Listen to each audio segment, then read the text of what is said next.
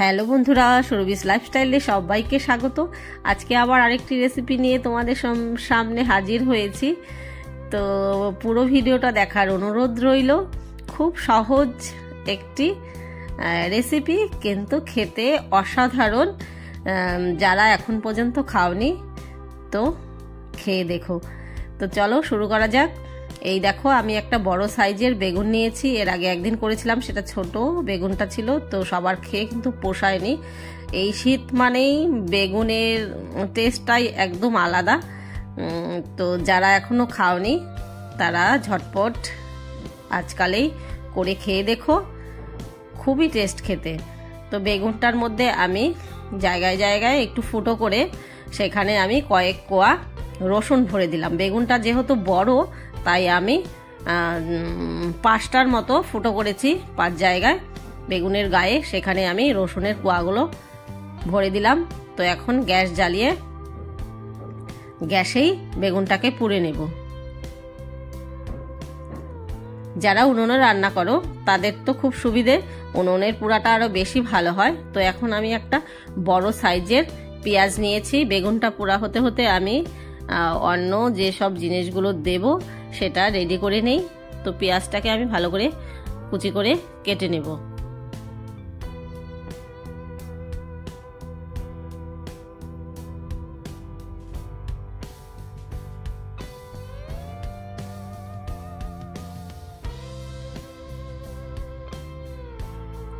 আর বেগুনের স্বাদ কিন্তু শীতকালেই বেশি। শীত প্রায় চলেই গেছে, তো এখনো বেগুনটা ভালো আছে। এরপরে আস্তে আস্তে গরম পড়তে পড়তে বেগুনের টেস্টটা অনেকটাই কমে যাবে।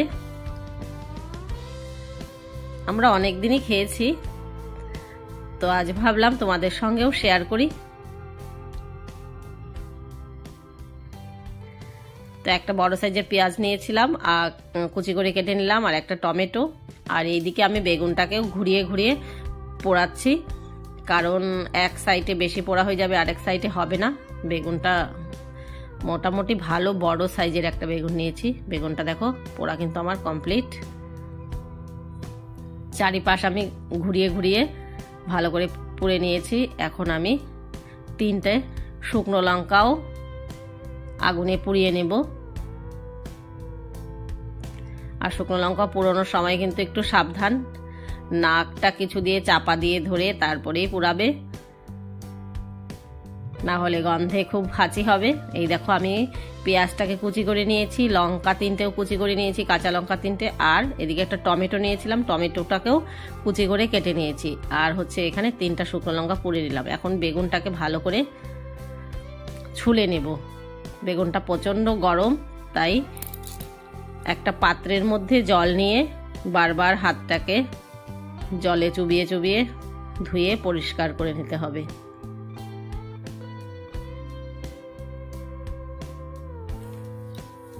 তো আবার আর একটু পরিষ্কার জল নিয়ে আমি বেগুনের গাটা ভালো করে পরিষ্কার করে নিলাম।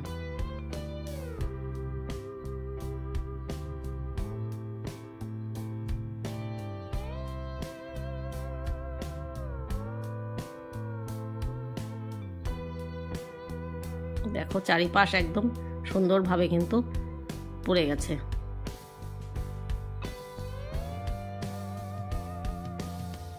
তো এখন বোটাটাকে আমি কেটে বাদ দিয়ে দিচ্ছি। আর হাত দিয়ে কড়াই যাচ্ছিল না, প্রচণ্ড গরম ছিল। আর গরম গরম ভাতের সঙ্গে এটা খেতে খুব টেস্ট। তো পুড়ে রেখে যখন তখন কড়াই ভালো। তো হাত দিয়ে হচ্ছিল না জন্য আমার গরম লাগছিল বেশি, তো চাকু দিয়ে আমি ভালো করে বেগুনটাকে মিক্সড করে নিচ্ছি। তো এখন কড়াই বসিয়ে কড়াইয়ের মধ্যে আমি তেল গরম করতে দিয়ে দিলাম। এর মধ্যে প্রথমে পেঁয়াজটাকে ছেড়ে দিলাম তেলের ওপরে।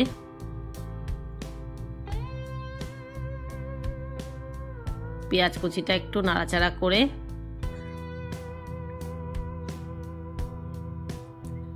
এরপর দিব টমেটো কুচি। আবার একটু নাড়াচাড়া করে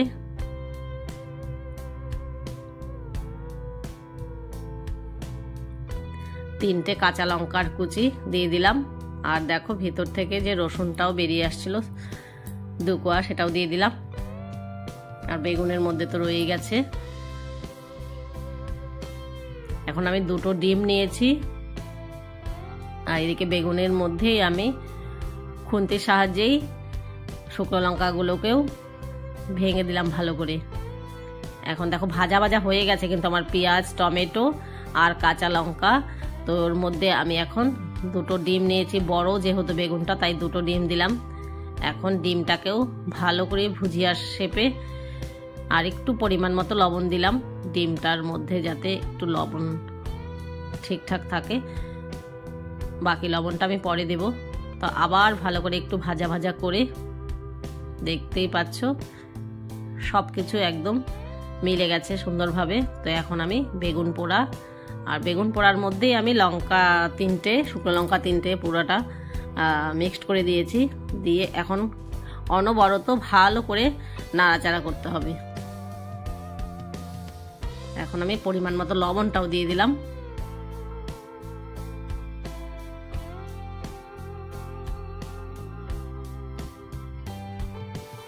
ভালো করে সবকিছু নেড়ে চেড়ে মিক্সড করতে হবে। তো এখন আমি একটু ধনে পাতার কুচি দিব। ধনে পাতার ডাঁটগুলো নিবে না, শুধু পাতাগুলো নিয়ে কুচি করে ছড়িয়ে দিব। ধনে পাতাটাকে ভালো করে মিক্সড করে দিলাম। ধনে পাতা তো বেশি টাইম লাগে না হতে। তো এখন দিচ্ছি আমি 1 প্যাকেট ম্যাগি মশলা।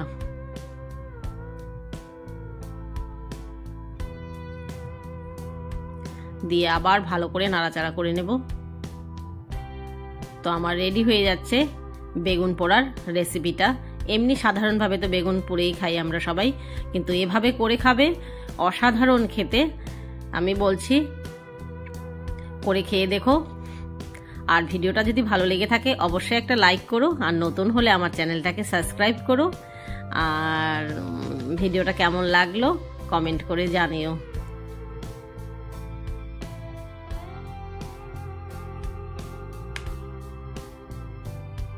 দেখতেই পাচ্ছ, দেখতেও যেমন হয়েছে খেতেও অসাধারণ।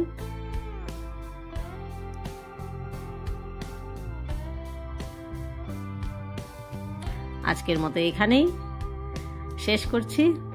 পরবর্তী ভিডিও নিয়ে আসা অবধি তোমরা ভালো থেকো, সুস্থ থেকো। টাটা।